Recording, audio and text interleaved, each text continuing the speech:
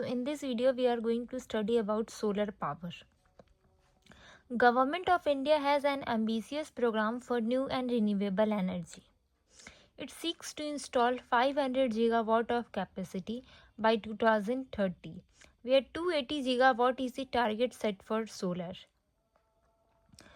तो solar power के बारे में गवर्नमेंट का कहना है कि गवर्नमेंट ऑफ इंडिया का एक एम्बिशियस प्रोग्राम है न्यू और रिन्यूएबल एनर्जी के लिए. ये 500 गीगावाट ऑफ कैपेसिटी जो है 2030 तक इंस्टॉल कर रहा है और 280 गीगावाट जो है वो सोलर का target. It won't be incorrect to say that solar energy is the face of India's renewable energy programme. तो ऐसा कहना गलत नहीं होगा कि सोलर एनर्जी जो है वो इंडिया के रिन्यूएबल एनर्जी का प्रोग्राम का मेन फेस होगा. We are a tropical country where most of the parts of India receiving more than 300 days of direct sunlight. हम एक ट्रॉपिकल कंट्री है, इंडिया एक ट्रॉपिकल कंट्री है जहाँ पे इंडिया का बहुत सारा जो पार्ट्स है वो 300 डेज जो है डायरेक्ट सनलाइट को रिसीव करता है. There are number of areas such as western Rajasthan, Kutch, Ladakh, Lahaul and Spiti, interiors of peninsula etc. where the insolation is more intense than many other parts of the country. तो कुछ मतलब ऐसे कंट्रीज़ के एरिया जैसे कि वेस्टर्न राजस्थान है, कच्छ है, लद्दाख है, लाहौल है, स्पीति है, इंटीरियर्स ऑफ पेनिसुलर प्लेटिव है जहाँ पे इंसोलेशन जो है वो बहुत ज़्यादा इंटेंस है, जहाँ पे एनर्जी बहुत ज़्यादा मतलब सन का जो एनर्जी होता है वो बहुत ज़्यादा एब्जॉर्व करता है. ये these areas can help us in harnessing solar power potential. तो ये जो एरियाज है वो हेल्प कर सकता है ताकि सोलर पावर के पोटेंशियल को हम लोग यूज़ कर सकें. We have large tracts of degraded land and as per assessment of National Institute of Solar Energy, 748 gigawatt of capacity can be installed by using just 3% of this land. तो हमारे पास large tracts of degraded land भी है और as per assessment of National Institute of Solar Energy 748 gigawatt जो capacity है वो install किया जा सकता है. 3% इस लैंड का बस 3% पार्ट यूज़ करके हम लोग क्या कर सकते हैं 748 गीगावाट ऑफ कैपेसिटी को इंस्टॉल कर सकते हैं. Another 600 gigawatt can be added through rooftop solar. और 600 गीगावाट को हम कैसे ऐड कर सकते हैं रूफ टॉप सोलर पे, जहाँ पे हम लोग छत पे क्या कर सकते हैं सोलर का इंस्टॉल कर सकते हैं. So solar power can provide us energy security. Renewable energy in general and solar energy in particular can provide power to remote and inaccessible areas of the country. तो renewable energy एक general और solar energy जो particularly जो है वो power provide कर सकता है रिमोट और इनएक्सेसिबल एरियाज जो है कंट्री का वहाँ पे. This centralised form of power generation can therefore help in development of backward areas, generate employment at decentralized location, empower marginal sections of the society etc. तो ये जो डिसेंट्रलाइज्ड फॉर्म है power generation का वो help कर सकता है development of backward areas में. यहाँ पे बैकवर्ड एरियाज़ का डेवलपमेंट हो सकता है, एम्प्लॉयमेंट को जनरेट किया जा सकता है अलग अलग डिसेंट्रलाइज्ड लोकेशन पे, मार्जिनल सेक्शन जो सोसाइटी है उनको एम्पावर किया जा सकता है. Although solar power is intermittent but the government plans to develop battery storage infrastructure through production linked incentive. तो सब सोलर पावर जो है वो इंटरमिटेंट है लेकिन गवर्नमेंट प्लान कर रही है कि हम लोग बैटरी स्टोरेज इंफ्रास्ट्रक्चर को डेवलप कर सकते हैं प्रोडक्शन लिंक इंसेंटिव से. We also have plans to couple solar power with pump storage and a number of coal mines have been identified for this purpose. तो हम लोग का ये भी प्लान है कि हम सोलर पावर को पंप स्टोरेज से क्या करें कंबाइन करें और बहुत सारे कोल माइंस को आइडेंटिफाई कर सकते हैं. For future the plan is to develop a green grid which will link tropical areas of the world. तो फ्यूचर के लिए प्लान है कि हम लोग ग्रीन ग्रिड को डेवलप करने जा रहे हैं जो भी मतलब वर्ल्ड का ट्रॉपिकल एरियाज होगा उसको क्या करेगा लिंक करेगा, जहाँ पर डायरेक्ट सनलाइट होती है उस एरिया को लिंक करेगा. One sun one world one grid. But what are the concerns? A number of power purchase agreements have been cancelled and a number of auctions have been postponed due to low participation rate. तो बहुत ज़्यादा जो power purchase agreement है वो cancel हुआ और बहुत सारा ऑक्शन जो वो पोस्टपोन हो गया है लो पार्टिसिपेशन रेट की वजह से। तो फर्स्ट कंसर्न ये बताता है, फर्स्ट प्रॉब्लम ये है कि बहुत सारा परचेज एग्रीमेंट कैंसिल हो गया और बहुत ज़्यादा नंबर ऑफ ऑक्शंस जो है वो पोस्टपोन हो गया क्योंकि लो पार्टिसिपेशन रेट है। The low solar tariffs are considered commercially unviable by generation companies Genco, and this is one of the reason for slow rate of capacity addition। तो यहाँ पर जो लो सोलर टैरिफ जो है वो कंसिडर्ड किया जाता है कमर्शियली अनवाइलेबल, मतलब बिजनेस इतना प्रॉफिट नहीं दे पाएगा इसका, इसीलिए इसको लोग ज़्यादा पार्टिसिपेट नहीं कर रहे हैं, इसीलिए इसका पार्टिसिपेशन रेट जो है वो क्या बहुत लो है, इसकी वजह से slow rate of capacity addition हो रहा है।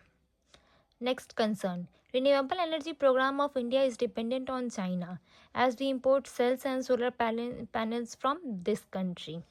तो रिन्यूएबल एनर्जी प्रोग्राम जो इंडिया का वो चाइना पे भी डिपेंड करता है, क्योंकि जो भी सेल्स और सोलर पैनल्स है हम कहाँ से इम्पोर्ट करते हैं, तो चाइना से। In order to increase the domestic production capacity of solar panels, the government has imposed a high basic custom duties on Chinese panel।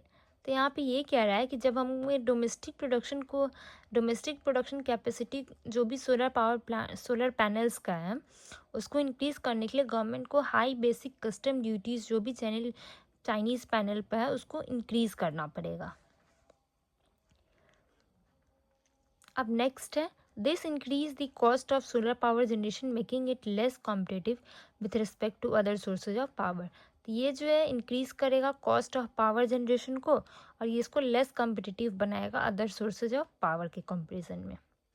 A number of projects have been delayed due to land acquisition related problems. तो बहुत सारे projects है वो delay भी हो गया क्योंकि land acquisition का प्रॉब्लम है। The main concern is the absence of clear titles of land and reconstruction of land records is a time consuming exercise। तो मेन कंसर्न क्या है कि यहाँ पे लैंड का कोई क्लियर टाइटल नहीं है और लैंड रिकॉर्ड को फिर से रिकंस्ट्रक्ट करना एक टाइम कंज्यूमिंग प्रोसेस है।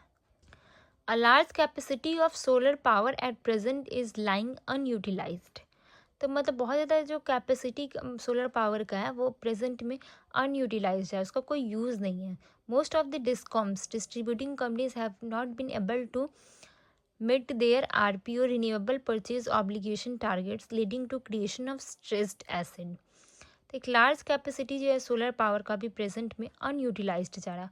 बहुत सारे जो डिस्ट्रीब्यूटिंग कंपनीज हैं वो अपने RPO को मीट नहीं कर पा रहे हैं, जो उनका RPO का जो टारगेट है वो उसको मीट नहीं कर पाए, जिससे का स्ट्रेस्ड एसेट का क्रिएशन हो रहा है।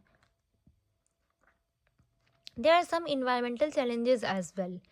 Generation of solar waste greenhouse gas emission during production of solar cells threat to great Indian bustard. तो कुछ इन्वायरमेंटल चैलेंजेस भी हैं, जैसे कि जनरेशन ऑफ सोलर वेस्ट भी होगा, ग्रीन हाउस गैस इमिशन भी होगा सोलर सेल्स को जब क्रिएट किया जाएगा तो, और ग्रेट इंडियन बस्टर्ड के लिए एक थ्रेड भी है। नेक्स्ट है प्रधानमंत्री किसान ऊर्जा सुरक्षा एवं उत्थान महाभियान PM Kusum. It has been started with following objective: increase the incomes of farmer, provide assured irrigations to farmer, increase the share of solar energy in the overall energy mix, bring down the government electricity subsidy। तो इसका कुछ objectives है PM कुसुम का, प्रधानमंत्री किसान ऊर्जा सुरक्षा एवं उत्थान महाभियान। फर्स्ट ऑब्जेक्टिव कि फार्मर्स के इनकम को इंक्रीज करना है, अश्योर्ड इरिगेशंस प्रोवाइड करना है फार्मर्स को, और जो सोलर एनर्जी में उनका शेयर है उसको इंक्रीज करना है। ओवरऑल जो भी एनर्जी मिक्स है उसमें सोलर एनर्जी के शेयर को इंक्रीज करना है, गवर्नमेंट इलेक्ट्रिसिटी सब्सिडी को डाउन करना है। इसके 3 कंपोनेंट्स है। It is meant for farmers, FPO farmer producer organisation, agriculture cooperatives, gram panchayat et cetera. This solar panel installed on degraded lands on fertile lands as solar trees. तो ये जो सोलर पैनल्स है वो डिग्रेडेड लैंड पे भी इंस्टॉल हो सकता है, फर्टाइल लैंड पे भी इंस्टॉल हो सकता है solar trees, common panchayat lands et cetera. The power generated can be sold to distributing companies. तो जो भी पावर जनरेट होगा उसको सेल कर दिया जाएगा distributing company. Solar pumps will be given in off grid areas, तो सोलर पैनल्स को भी दिया जाएगा ऑफ ग्रिड एरियाज में। Solarisation of the pumps in grid connected areas, तो जहाँ पे भी ग्रिड कनेक्टेड एरियाज है वहाँ पे पंप का सोलराइजेशन होगा।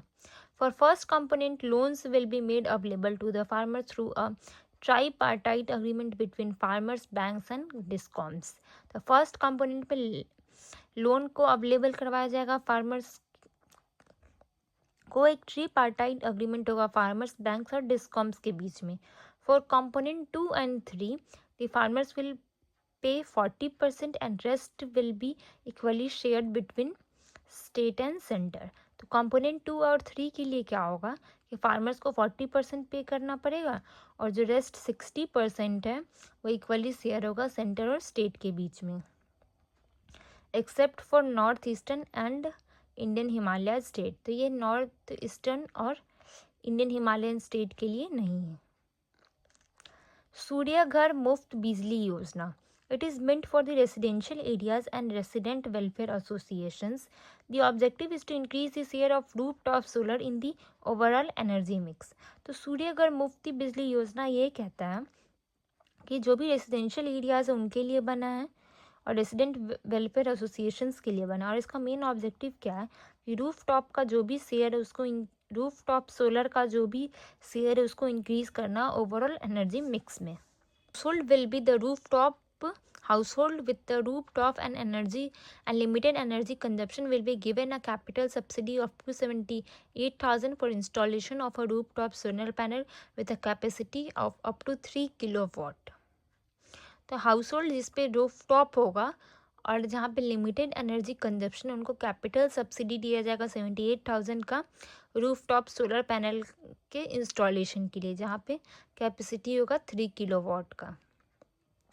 The power generated will fulfil the household demand of electricity, तो जो भी पावर जनरेट होगा वो क्या करेगा, हाउसहोल्ड जो भी डिमांड है इलेक्ट्रिसिटी का उसको फुलफिल करेगा। Surplus if any can be sold to discom for augmenting the household income, तो जो भी सरप्लस जो भी होगा उसको सेल कर दिया जाएगा डिस्ट्रीब्यूटिंग कंपनीज पे ताकि हाउस होल्ड इनकम को इंक्रीज किया जा सके। Okay, thank you and subscribe the channel.